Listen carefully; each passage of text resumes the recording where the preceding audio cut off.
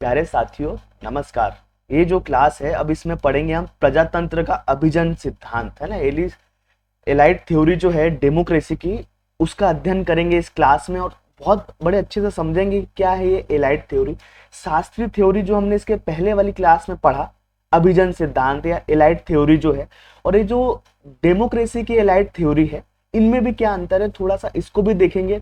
और ये आधुनिक सिद्धांत है, मतलब जो एलाइट थ्योरी है प्रजातंत्र की, ये लोकतंत्र आने के बाद इसका विकास हुआ। तो किन किन लोगों ने इसका विकास किया और क्या क्या विशेषता है इस थ्योरी की, इनको समझेंगे इस क्लास में, है ना। तो अब हम क्या देखने वाले हैं, हम देखने वाले हैं प्रजातंत्र का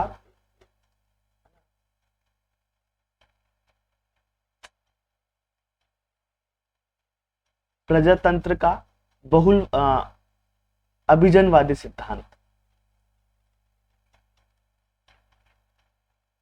इसी को आप लोकतंत्र का अभिजनवादी सिद्धांत कहते हैं या डेमोक्रेसी की एलाइट थ्योरी कहते हैं ना।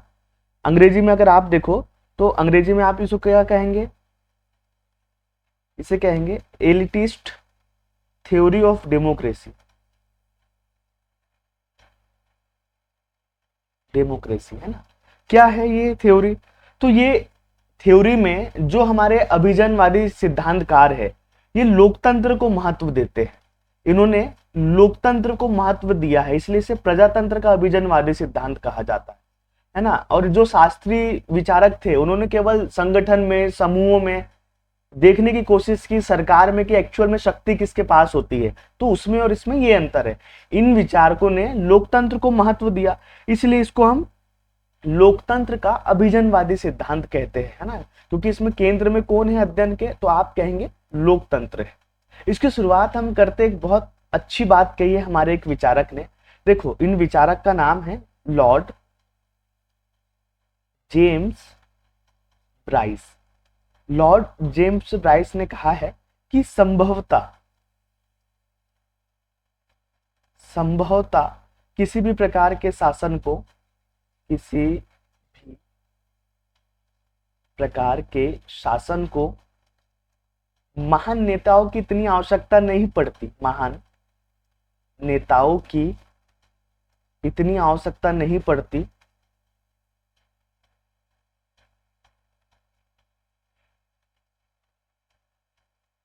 ये कह रहे हैं कि संभवतः किसी भी प्रकार के शासन को महान नेताओं की इतनी आवश्यकता नहीं पड़ती जितनी की प्रजातंत्र को, है ना। प्रजातंत्र है तो प्रजातंत्र को महान नेताओं की जरूरत पड़ती रहती है, और किसी को महान नेताओं की जरूरत नहीं पड़ती। तो यहीं से शुरुआत होती है एलाइट थ्योरी की या लोकतंत्र के अभिजनवादी सिद्धांत की। ठीक है, ये जो एलाइट थ्योरी है डेमोक्रेसी की या लोकतंत्र की, इसको क्या कहा जाता है, प्रतिस्पर्धी अभिजनवाद। इसको प्रतिस्पर्धी अभिजनवाद भी कहा जाता है, या आप कहेंगे कॉम्पिटिटिव एलिटिज्म, है ना। ये भी कहा जाता है। इसको क्यों कहा जाता है कॉम्पिटिटिव एलिटिज्म, है ना। कॉम्पिटिटिव एलिटिज्म इसलिए कहा जाता है क्योंकि इसमें मतदाता तय करता है, जो वोट देने वाली व्यक्ति है, इसमें मतदाता यह तय करता है कि कौन सा अभिजन शासन करेगा, कौन सा अभिजन वर्ग है ना, कौन सा अभिजन वर्ग शासन करेगा। मतलब सरकार भी अभिजनों की होती है, कुछ एलिटिस्ट जो लोग होते हैं, कुल अल्पतंत्र के लोग ही सरकार बनाते हैं, जो अपने हाथ में शक्ति रखते हैं। तो अब वो कौन सा गुट या कौन सा समूह सरकार बनाएगा, ये तय मतदाता ही करता है लोकतंत्र में। थोड़ा सा लोकतंत्र को महत्व दे रहे हैं, इसलिए ये कह रहे हैं कि कौन सा अभिजन वर्ग शासन करेगा, है ना। कौन सा अभिजन वर्ग शासन करेगा, ये कौन तय करता है, ये हमेशा मतदाता तय करता है। ठीक है, ये इस तथ्य को बदल नहीं रहे हैं, है ना। तथ्य इनका भी समान है कि शासन हमेशा कौन करता है, शासन अभिजात वर्ग ही करता है।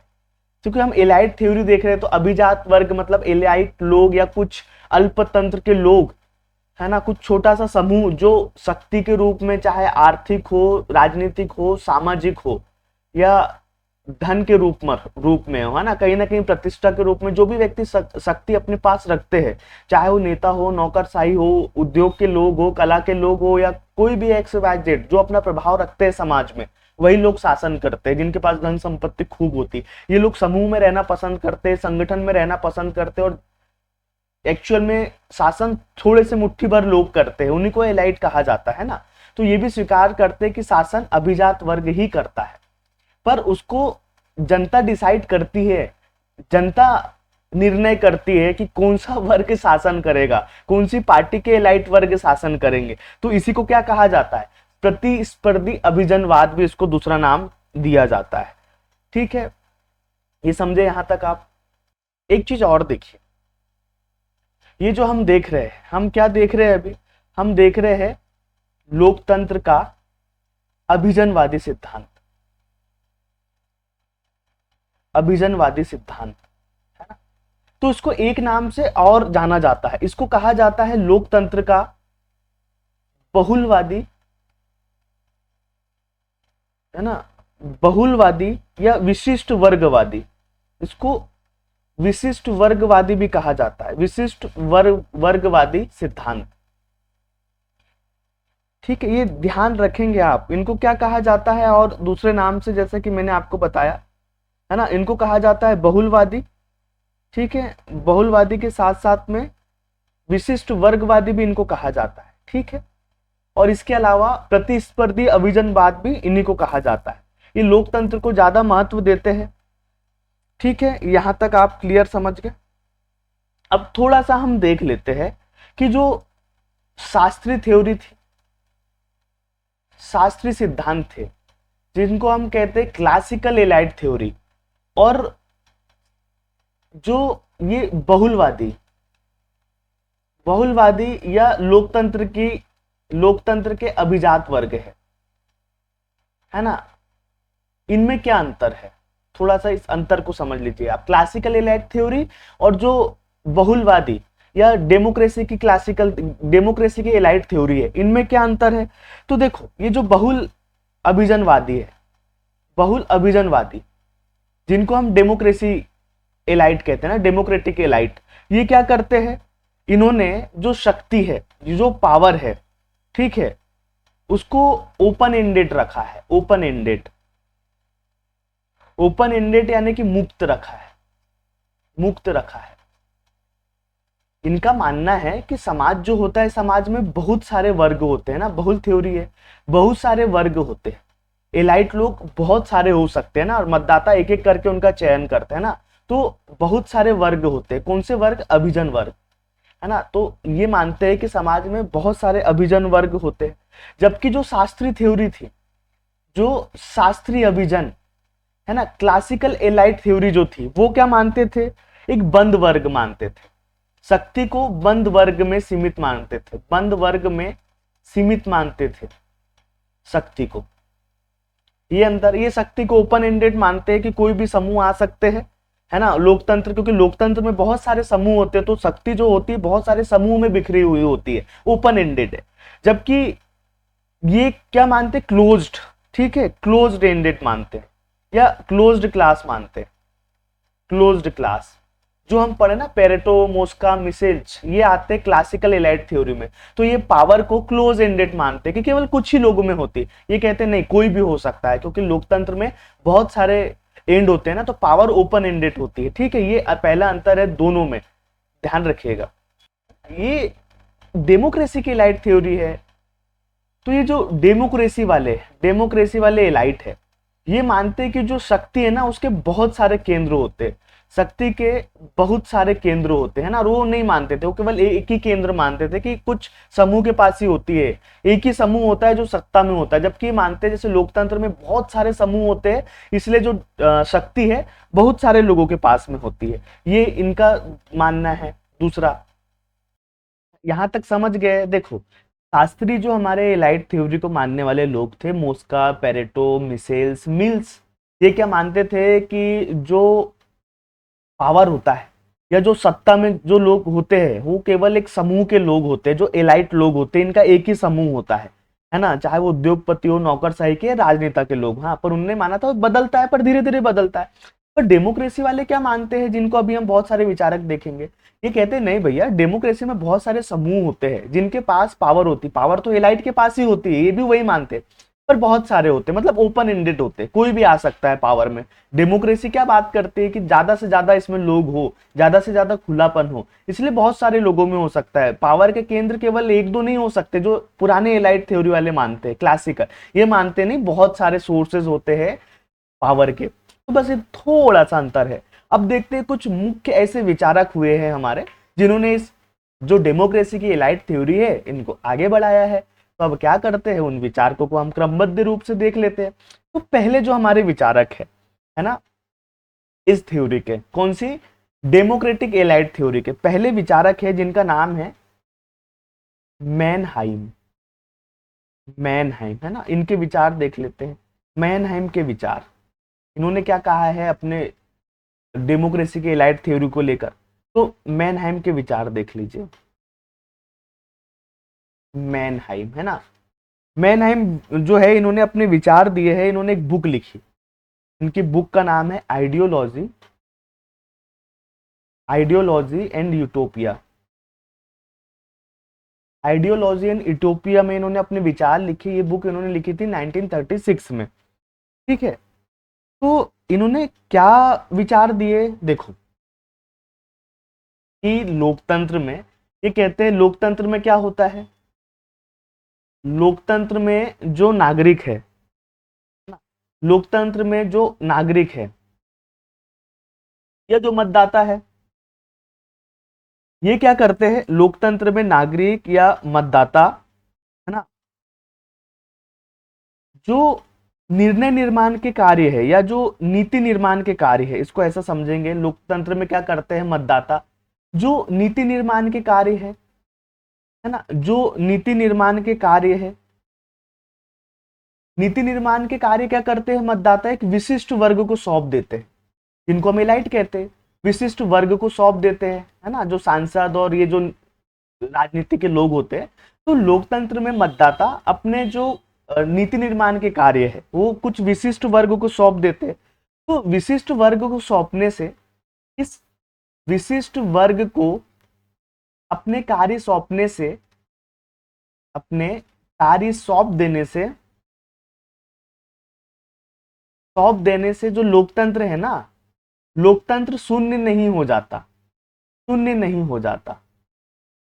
अब हम लोकतंत्र की थ्योरी देख रहे हैं तो हर जगह डेमोक्रेसी आएगी। तो ये कहते हैं भैया, अब लोकतंत्र में इतने सारे लोग रहते हैं, सभी लोग तो नहीं कर सकते, कानून नहीं बना सकते, आप सहमति कैसे बनाओगे सारे लोगों पर। तो आप क्या करते हो, आप अपने वोट के माध्यम से अपने जो कानून निर्माण के अधिकार या जो अपनी शक्ति है वो एक विशिष्ट वर्ग को सौंप देते हो, या सांसद या नेता को सौंप देते हो। तो इससे कोई लोकतंत्र खत्म नहीं होता या लोकतंत्र शून्य नहीं हो जाता, बल्कि जो जनसाधारण है, जनसाधारण या जो जनता है, जनसाधारण एक निश्चित समय के बाद में, 5 साल में या जितना भी जहां समय होता है, निश्चित समय के बाद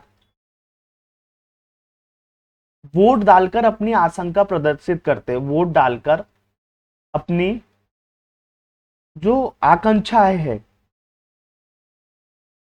निश्चित समय के बाद वोट डालकर अपनी आकांक्षाएं प्रदर्शित करते हैं,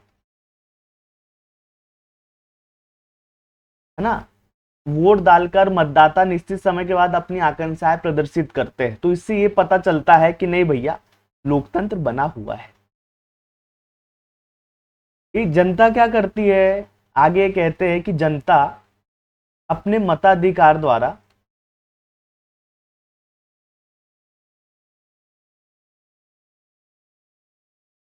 जनता अपने मताधिकार के द्वारा नेताओं को, नेताओं को बहुमत के हित में कार्य करने के लिए विवश कर देती है, बहुमत के हित में कार्य करने के लिए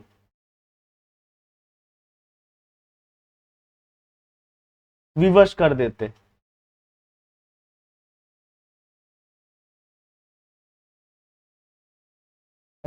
जनता अपने मताधिकार द्वारा नेताओं को बहुमत के हित में कार्य करने के लिए विवश कर देते हैं। तो इसका मतलब ये होता है कि भैया हाँ, लोकतंत्र बना हुआ है। ठीक है, इन्होंने सुझाव दिया कि जो नेता है, नेताओं का नेताओं को हमको योग्यता के आधार पर चुनना चाहिए।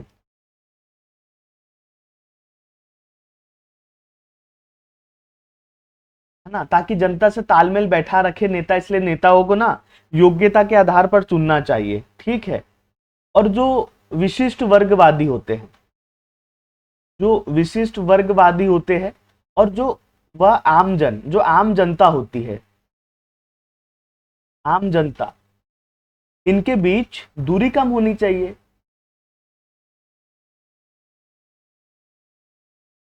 इससे अच्छा तालमेल बना रहता है ना, बहु जो विशिष्ट वर्ग होता है और जनता में। तो इस तरीके से लोकतंत्र में एलाइट थ्योरी एक पॉजिटिव रूप में इन्होंने बताया कि जनता तो कानून बना नहीं सकती, पर जनता अपने कार्य जब विशिष्ट वर्ग को सौंप देती है तो कानून बनाता है, और बकायदा जनता हर साल मत डालकर उनको विवश करती है कि जनता के हित में वो कानून बनाए। इसको ही लोकतंत्र कहते हैं। अगर लोगों और जनता और अभिजन वर्ग में तालमेल बैठाना है तो योग्य लोगों को नेता बनाओ और इनके बीच की दूरी कम हो जाए तो बहुत अच्छा हो जाएगा। तो ये इनने विचार दिए हमारे मैनहाइम महोदय ने, है ना, एलाइड थ्योरी में। समझ गए आप। अब चलो अगले विचारक को देखते हैं हमारे। अब अगले हमारे लोकतंत्र के जो बहुलवादी या अभिजात वर्ग के विचारक है, जिन्होंने अपना विचार दिया है लोकतंत्र की अभिजात वर्ग पर, है ना, डेमोक्रेटिक एलाइड थ्योरी के जो अगले विचारक है, बड़े इंटरेस्टिंग इन्होंने बात कही है ना, दूसरे विचारक। ठीक है, विचारक नंबर 2, जिनका नाम है हमारे सुम्पीटर। सुम्पीटर महोदय क्या विचार देते हैं लोकतंत्र की एलाइड थ्योरी पर। ठीक है, सुम्पीटर के विचार अंग्रेजी में मैं आपको बता देता हूं कैसे लिखा जाता है। ये हो गए आपके सुम्पीटर व्यूज। ठीक है, सुम्पीटर महोदय क्या कहते हैं, तो इन्होंने बुक लिखी, अपनी बुक में अपने विचार देंगे, और कहाँ देंगे, तो बुक का नाम है कैपिटलिज्म,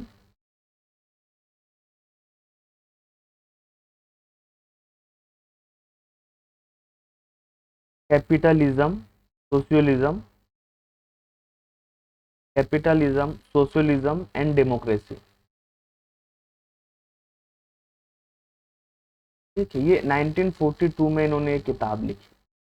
ठीक है, ये किताब में इन्होंने कहा कि जो, देखो, इसमें कहते हैं किसी भी शासन प्रणाली जो होती है, कोई भी जो शासन प्रणाली होती है, शासन प्रणाली जो होती है,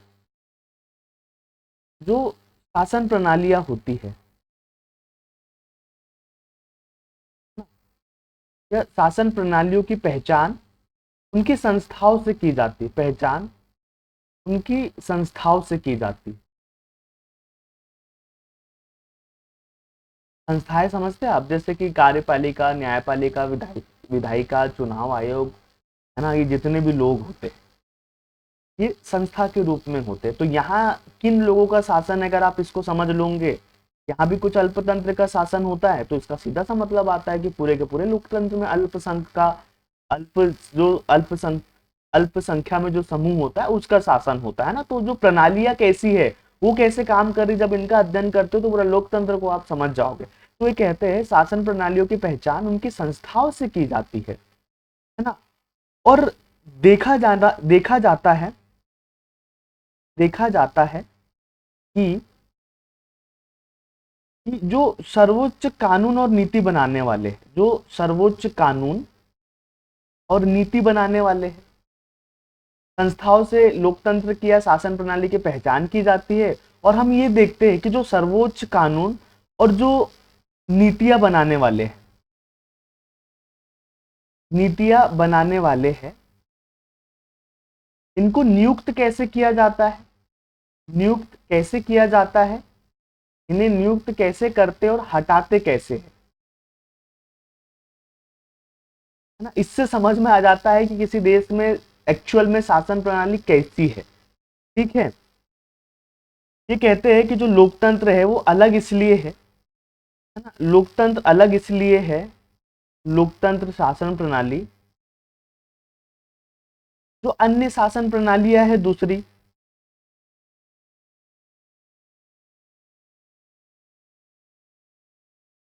इनसे अलग इसलिए है, आगे कंटिन्यू करता हूं अगले पेज पे। जो लोकतंत्र शासन प्रणाली है वो अन्य शासन प्रणालियों से अलग है। क्यों?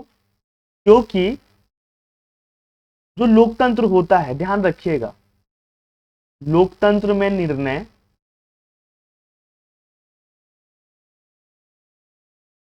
इसको कहेंगे राजनीतिक निर्णय।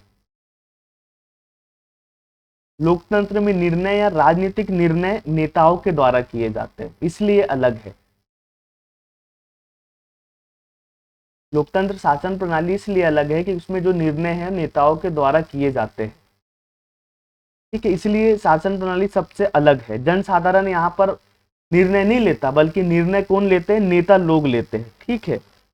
परंतु परंतु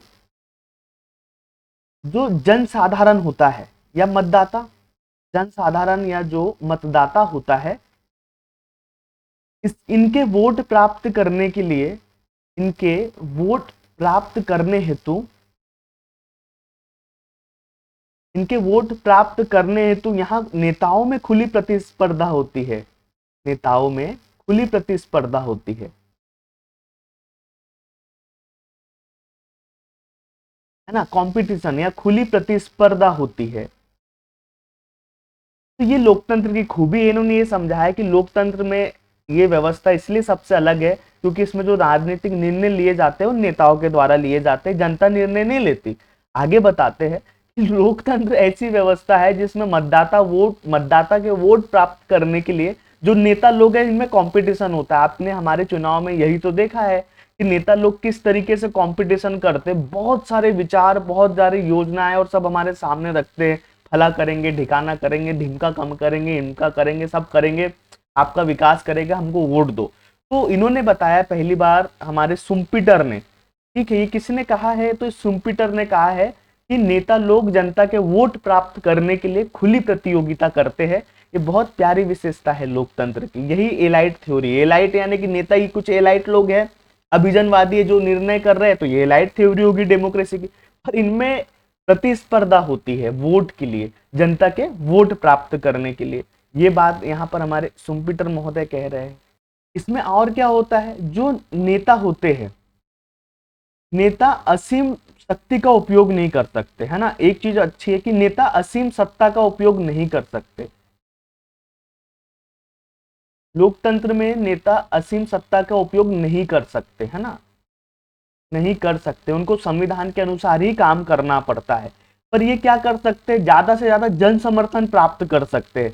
तो ये ज्यादा से ज्यादा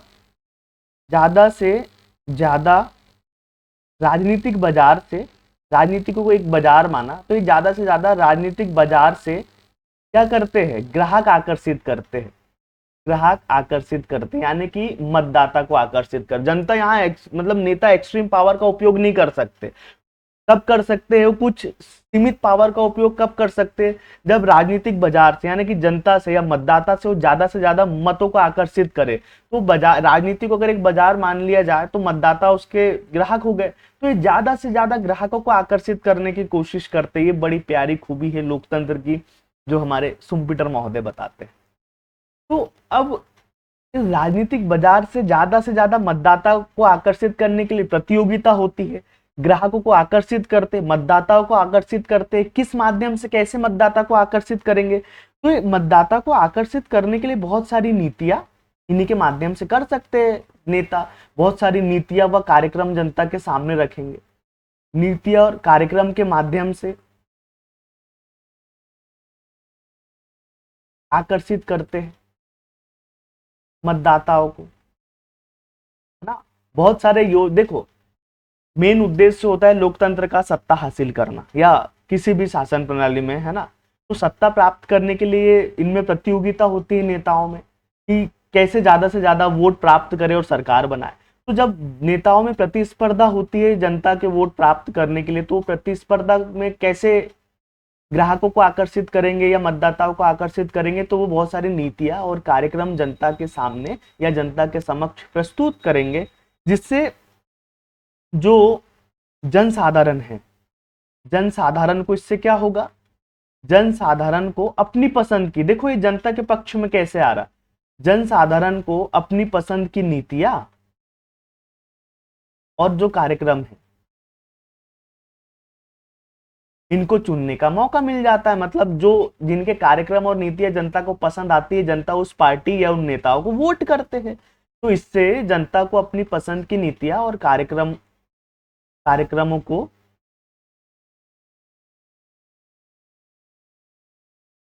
को चुनने का मौका मिल जाता है, चुनने का अवसर प्राप्त होता है। बहुत प्यारी विशेषता है डेमोक्रेटिक थ्योरी की, एलाइट की जो थ्योरी है, ठीक है। अन्य शासन प्रणालियों में ऐसा नहीं हो पाता। तो ये सुम्पीटर महोदय अपने विचार कह रहे हैं एलाइट थ्योरी जो बहुलवादी या लोकतांत्रिक थ्योरी है उसके अंतर्गत या उसके तहत, ठीक है। अब अगले विचारक को देखिए जिन्होंने अपने विचार दिए हैं इस लोकतंत्र की बहुल थ्योरी के बारे में। तीसरे जो हमारे विचारक है इनका नाम है आरो। आरो यहाँ अम के बिंदु, इंग्लिश में अगर आप कहेंगे तो ये लिखते हैं आरोन, आरोन इनको कहा जाता है। इनके विचार देखिए, तो इन्होंने बेसिकली ये विचार दिया है कि जो अभिजन के सिद्धांत होते हैं, अभिजनवादी जो सिद्धांत है, यानी कि जो एलाइटिस्ट थ्योरी है, तो जो अभिजनवादी सिद्धांत है इसमें इन्होंने अंतर बताया है, इसमें अंतर किया है किन किन व्यवस्था में। तो जो एक लोकतांत्रिक अभिजन जो होते हैं, लोकतांत्रिक अभिजन, और जो अन्य शासन प्रणाली है, और अन्य शासन प्रणालियों में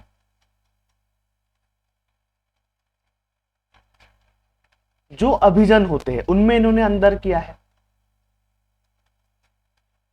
मतलब जो एलिट होते हैं, है ना, तो लोकतंत्र में भी एलिट लोग होते हैं, एलिट वर्ग होते हैं या अभिजनवादी वर्ग होता है। ऐसे ही जो लोकतंत्र के अलावा अन्य शासन प्रणाली है, जैसे साम्यवाद है, रूस में, रसिया में, चाइना में जो व्यवस्था है, ये अलग अलग व्यवस्था है। तो इनके जो एलाइट होते हैं और जो लोकतंत्र में एलाइट होते हैं, इनमें क्या अंतर होता है, तो इसकी बात करते आरो। तो देखो इन्होंने क्या अंतर बताया है। आरो कहते हैं कि जैसे देखो जो सोवियत है ना, सोवियत में जो अभिजनवादी है,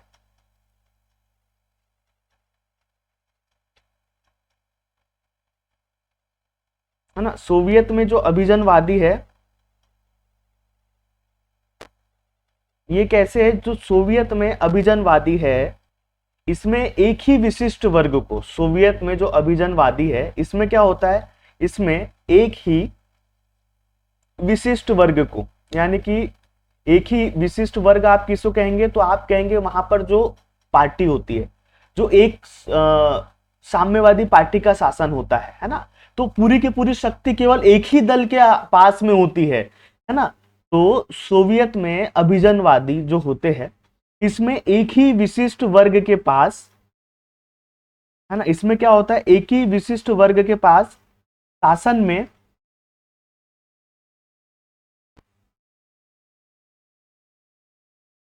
में क्या होता है, एकाधिकार होता है।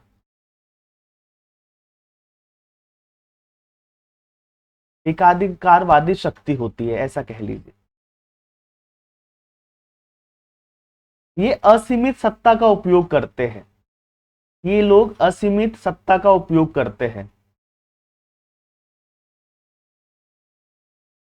और ये लोग असीमित सत्ता का प्रयोग करते हैं। मतलब कि जो जैसे जो सोवियत व्यवस्था में या साम्यवादी व्यवस्था में जो एलाइट लोग होते हैं वो क्या करते हैं, वहां एक ही पार्टी एलाइट पार्टी होती है, मतलब कुछ एलाइट पार्टी होती है ना, सोवियत में भी जो साम्यवादी पार्टी होती है उसमें भी एक्चुअल में शासन कुछ ही लोग करते हैं, तो अल्पतंत्र ही होता है, एलाइट लोगों का ही शासन होता है।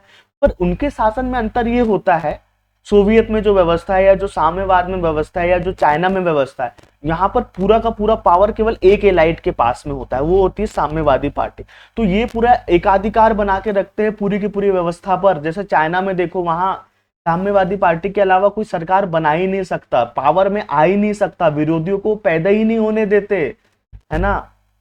और इसके अलावा अपना एकाधिकार बनाए रखते और असीमित सत्ता का उपयोग करते। सी जिनपिंग ने इस सत्ता का प्रयोग करके खुद को आजीवन के लिए राष्ट्रपति बना दिया, पुतिन भी कुछ ऐसा ही कर रहा है। तो यहां ऐसा होता है, जबकि लोकतंत्र में ऐसा नहीं होता। आरओ कहते हैं लोकतंत्र में कैसा होता है, तो लोकतंत्र में, जबकि साम्यवाद में देखा हमने, जबकि लोकतंत्र में, जबकि लोकतंत्र में, लोकतंत्र में ऐसा नहीं होता, ऐसा नहीं होता। यहां पर, यानी कि लोकतंत्र में, यहां जो विशिष्ट वर्ग होता है, यहां पर विशिष्ट वर्ग की बहुलता तथा शासन, शासन नियंत्रण एवं संतुलन,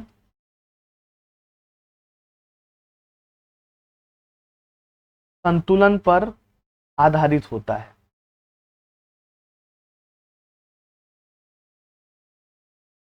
यहां असीम सत्ता का प्रयोग संभव नहीं है, यहां पर असीम सत्ता का प्रयोग संभव नहीं है, संभव नहीं है, संभव नहीं है ना।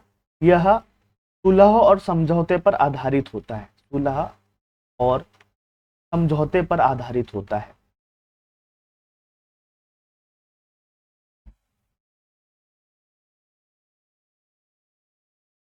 ना। यहाँ जनमत के प्रति संवेदनशीलता होती है, जनमत के प्रति संवेदनशीलता होती है।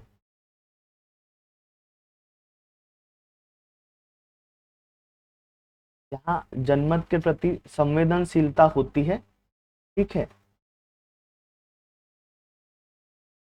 देखो, हमने देख लिया साम्यवाद में या सोवियत में या चाइना में जो एलिट वर्ग होता है उसका एकाधिकार होता है, वो बहुत ज्यादा शक्ति का प्रयोग करता है ना, जनता को कुछ देता ही नहीं हो ना, कुछ अधिकार या उस तरीके से नहीं देते, है ना। जबकि जो लोकतंत्र की एलाइट थ्योरी है, इसमें क्या होता है, इसमें शासक असीम सत्ता का प्रयोग नहीं कर सकता, इसमें बहुत सारे विशिष्ट वर्ग बहुलता में होते हैं, मतलब बहुत सारे विशिष्ट वर्गों के समूह पाए जाते हैं लोकतंत्र में, यही तो होता है। जनता बहुत जागरूक होती है भैया, जनता डिसाइड करती है हर 5 साल में कि कौन सा विशिष्ट वर्ग शासक करेगा, शासन में बैठेगा या सत्ता का उपयोग करेगा। तो लोकतंत्र के बहुलवादी सिद्धांत में पॉसिबल ही नहीं, ये जनता की सहमति से चलता है। जनता मतदान के द्वारा डिसाइड करती कौन सा बहुल वर्ग है या कौन सा अभिजात वर्ग है, कौन सा एलाइट है जो इस बार सरकार बनाएगा, है ना। तो जनता के प्रति यहाँ समझौते या सामंजस्य से एलाइट लोग बैठते हैं, सत्ता का उपयोग करते हैं और बहुत लिमिटेड सत्ता का प्रयोग कर सकते हैं ना, इनका एकाधिकार नहीं होता, जनता बदल देती है अगर ये जनता के हित में कार्य नहीं करे। तो जनमत के प्रति संवेदनशील होते हैं, जनता को देखकर कार्य करते हैं, जनता के अगेंस्ट कुछ नहीं कर सकते, तो ये अच्छा होता है कि एलाइट थ्योरी में। तो औरों ने केवल अंतर बताया है, तो उन्होंने डेमोक्रेसी और जो अन्य शासन प्रणालियों में एलाइट लोग होते हैं उनमें क्या अंतर होता है, तो ये औरों के विचार हो गए, है ना। अब अगला विचारक जो है, मैं इनके विचार आपको बताई दिए देता हूं। अब देखिए, जो अगले विचारक है हमारे बहुलवादी या जो डेमोक्रेटिक एलाइट हम देख रहे हैं, अगले विचारक जो हमारे हैं ये कौन से नंबर के हो जाएंगे, इसके पहले औरों और देख चुके हम, 3 विचारकों को देख चुके हैं। ये #4 यानी कि चौथे नंबर के विचारक है, जिनका नाम है सार्टोरी, सार्टोरी महोदय, है ना। इंग्लिश में लिख देता हूँ, बच्चों की मांग थी कि सर इंग्लिश का भी प्रयोग करिए, तो देखो ये हमारे सार्टोरी महोदय, इन्होंने अपनी बुक में अपने विचार दिए, और कहाँ देंगे, तो बुक में अपने विचार दिए। इनकी बुक का नाम है डेमोक्रेटिक थ्योरी, डेमोक्रेटिक थ्योरी या लोकतंत्र का सिद्धांत आप कह सकते हो। 1958 में इन्होंने किताब लिखी, ठीक है। इसमें इन्होंने एक तर्क दिया, तर्क देते हैं अपनी किताब में, और एक तर्क के अंदर कहते हैं कि जो लोकतांत्रिक व्यवस्था है, ये कहते हैं लोकतांत्रिक व्यवस्था में, लोकतांत्रिक व्यवस्था के अंतर्गत जो विशिष्ट वर्गवादी होते हैं, जिनको हम एलाइट कहते हैं, विशिष्ट वर्गवादी, लोकतांत्रिक व्यवस्था में विशिष्ट वर्गवादी एक विशेष भूमिका निभाते हैं। इनका मानना था कि लोकतंत्र में जो एलाइट होते हैं एक विशेष भूमिका निभाते हैं, विशेष भूमिका निभाते हैं।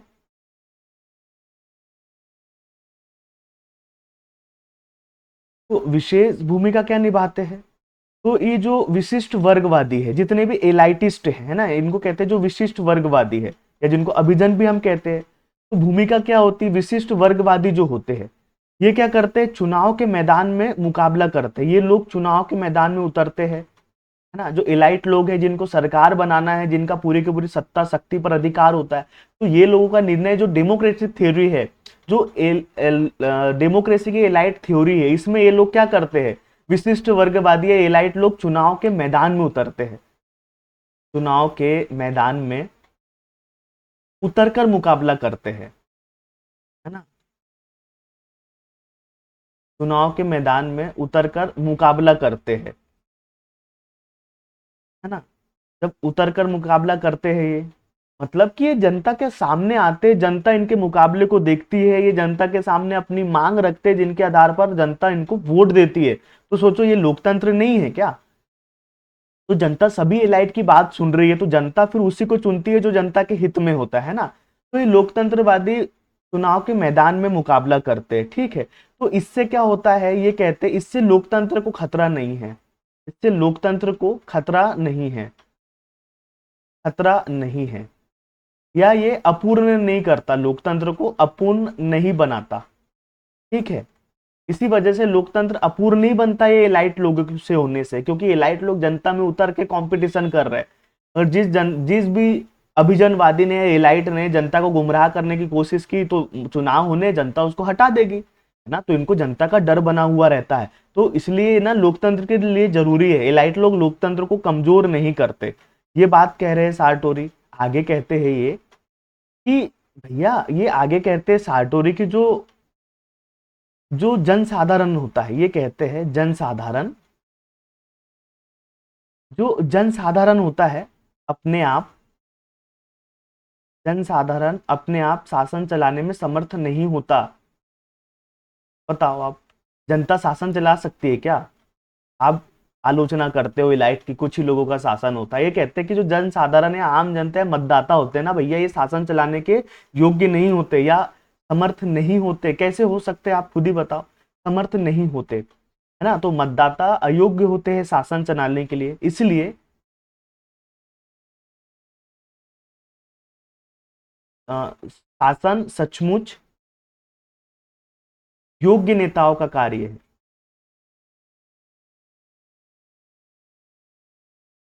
अब बताओ, लोकतंत्र में इतने बड़े बड़े राष्ट्र होते हैं, इतनी ज्यादा जनसंख्या होती है, तो सब लोग मिलकर या जनसाधारण या मतदाता लोग कैसे यार शासन को चला सकते हैं?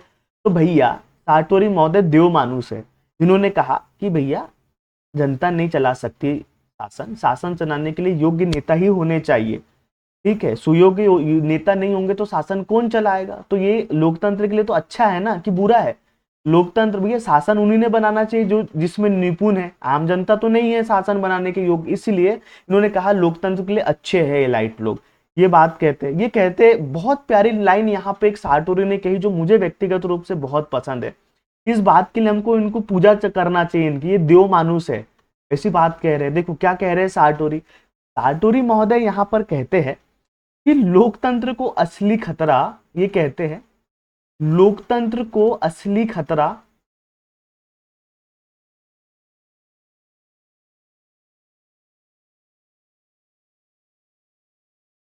नेताओं के अभाव से नहीं। ये कहते हैं कि लोकतंत्र को असली खतरा नेताओं से नहीं है, लोकतंत्र को असली खतरा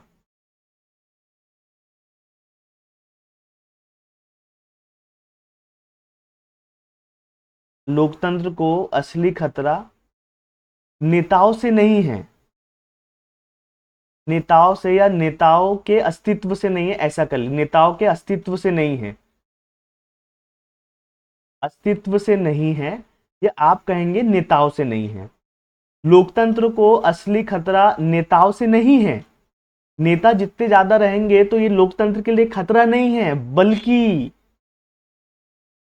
नेताओं के लोकतंत्र को खतरा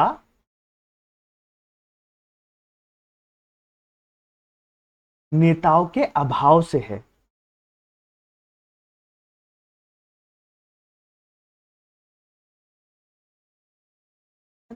ये कह रहे हैं लोकतंत्र को खतरा नेता लोगों के ज्यादा होने से नहीं है, ये तो लोकतंत्र के लिए बहुत अच्छा है।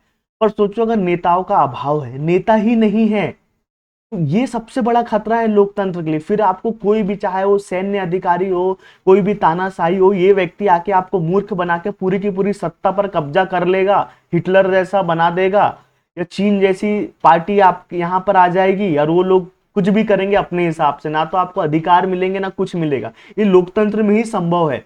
तो लोकतंत्र में जितने ज्यादा नेता होंगे उतने जनता के पास विकल्प होंगे और उतना ये लोकतंत्र के लिए अच्छा है। ये बात कहते हैं हमारे सार्टोरी महोदय, और बहुत प्यारी बात कही है इन्होंने कि लोकतंत्र को खतरा नेताओं से नहीं है बल्कि नेताओं के अभाव से है। ये लाइन आप बड़े प्यार से नोट करके रखिएगा, बड़े काम की लाइन है और एग्जाम में पूछी जाती, ठीक है।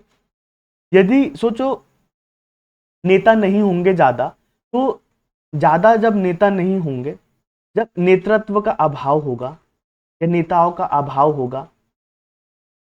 होगा, तो जो लोकतंत्र विरोधी लोग हैं, नेताओं का जब अभाव होगा तो लोकतंत्र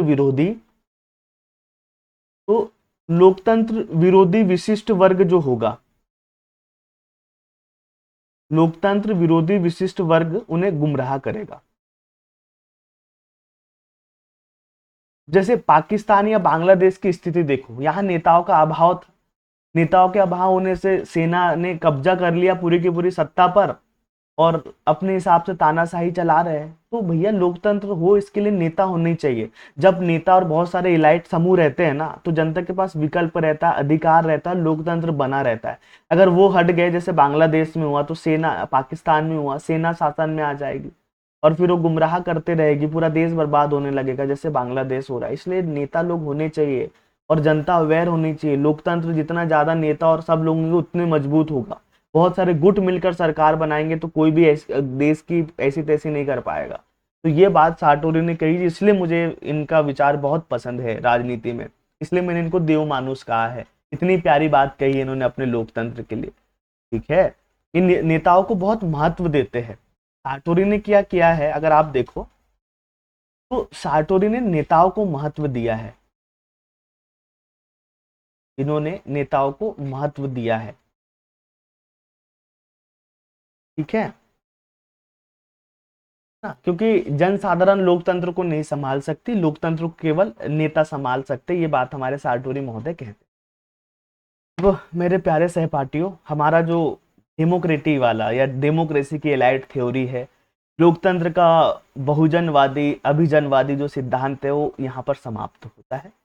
मुझे आशा है बहुत प्यार से आपको ये क्लास समझ में आई होगी, बहुत गहराई से आपने इस क्लास में एलाइट थ्योरी को समझा होगा। एग्जाम में अगर आप केवल मेरी क्लास लगा लोगे, बहुत अच्छा करके आओगे, है ना। और अगर आप ऐप पे भी इस क्लास को देख रहे हो, अगर आप यूट्यूब पे क्लास प्रमोशन के लिए डाली जाती है वहां देख रहे हो, तो आप कमेंट जरूर किया कीजिए यार। इससे पता चलता है कि जो मैं मेहनत कर रहा हूँ, जो समझा रहा हूँ, क्या उस स्तर से आपको मिल रहा है जो मैं अपेक्षा कर रहा हूँ, या जो जिस बोध के साथ मेरे द्वारा आपको पढ़ाया जा रहा है वो सार्थक सिद्ध तभी होगा जब लोग औचित्य अनुसार उचित कमेंट या टिप्पणी करोगे यूट्यूब पर। तो मेरी आशा है आप जरूर अपनी टिप्पणी से मुझे अवगत कराएंगे। मिलते हैं आपसे अगली क्लास में, जब तक के लिए मुझे इजाज़त दे।